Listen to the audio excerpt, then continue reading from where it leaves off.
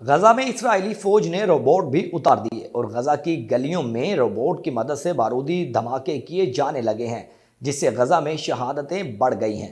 فلسطینی وزارت صحت کی جانب سے جنگ کے 444ویں دن کی جاری کیے جانے والے بیان میں کہا گیا کہ گزشتہ 24 گھنٹوں کے دوران صہیونی فوج نے غزہ پٹی میں 5 بار حملے کیے، جس میں 58 فلسطینی شہید اور 86 دیگر زخمی ہوئے۔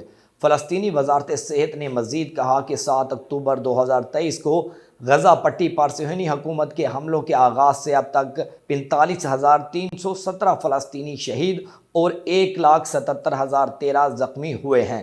وزارت صحت نے مزید اعلان کیا ہے کہ مسلسل حملوں کے نتیجے میں اب بہت سی لاشیں ملبے تلے دبی ہوئی ہیں اور امدادی کارکنان انہیں نکالنے میں ناکام ہیں۔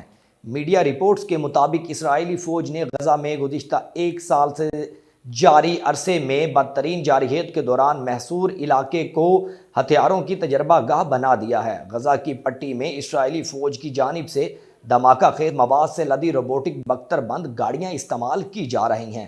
فلسطینی میڈیا کی جانب سے جاری کردہ ویڈیوز میں اسرائیلی بختر بند روبوٹس کو غزہ کی گلیوں میں گشت کرتے دیکھا جا سکتا ہے۔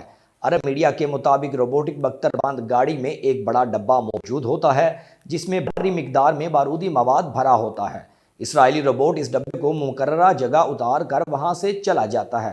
عرب میڈیا کا کہنا ہے کہ گزشتہ دنوں اسرائیلی روبوٹس نے شمالی غزہ کے کمال عدوان ہسپتال کے نزدیک بھی دھماکہ خیز مواد سے بھرے ڈبے اتارے، جس کی ویڈیو ہسپتال کے ڈائریکٹر ڈاکٹر حسام ابو صفیہ نے بھی شیئر کی۔ شمالی غزہ کا کمال عدوان ہسپتال مسلسل کئی روز سے اسرائیلی حملوں کا نشانہ بن رہا ہے۔ غیر ملکی میڈیا کے مطابق اس ڈبے میں موجود بارودی مواد میں دھماکے سے اطراف کی کئی عمارتیں زمین بوس ہو جاتی ہیں اور بڑے پیمانے پر تباہی پھیلتی ہے۔ غیر ملکی میڈیا کی رپورٹس کے مطابق اسرائیلی فوج ان بختر بند روبوٹس کا استعمال رہائشی بلاکس کو تباہ کرنے کے لیے کرتی ہے۔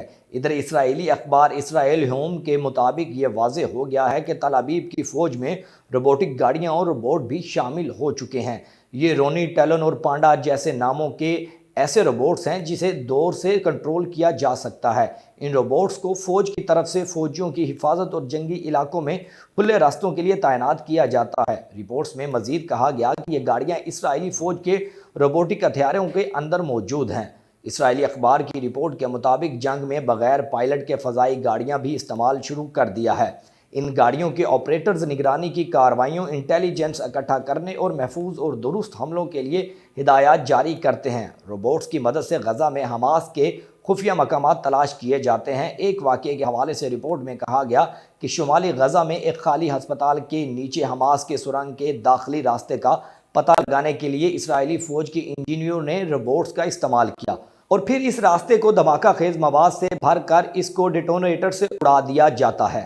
اسرائیلی فوج کے انجینئروں نے روبوٹ کا استعمال کیا اور پھر اس راستے کو دھماکہ خیز مواد سے بھر کر اس کو ڈیٹونیٹر سے اڑا دیا تھا۔ اسرائیلی فورسز تہہ خانوں، زیر زمین جانے والے راستوں اور سرنگوں میں جانے کے لیے گولہ باری کا استعمال نہیں کر رہے، بلکہ اس کی بجائے وہ کھوج لگانے والے روبوٹ اور ریموٹ کنٹرول ٹیکنالوجی استعمال کر رہے ہیں تاکہ فوجیوں کے جانی نقصان سے بچا جا سکے۔ واضح رہے کہ اسرائیلی ڈیفنس فورس کی ریزرو تنظیم نے جنگ میں مدد کے لیے گھوسٹ روبوٹکس سے روبوٹ کتے خریدے ہیں جو زندگیاں بچاؤ، انٹیلیجنس جمع کرنے اور لڑاکا دستوں کی مدد کی صلاحیت کے حامل ہوں گے۔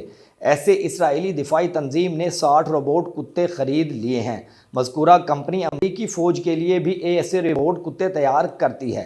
ایک رپورٹ کے مطابق ایک روبوٹ کتے کی تیاری پر $1,65,000 کی لاگت آتی ہے۔ واضح رہے کہ اسرائیل کو حماس سے زمینی جنگ سے شدید مزاحمت اور بھاری جانی اور مالی نقصان کا سامنا کرنا پڑ رہا ہے۔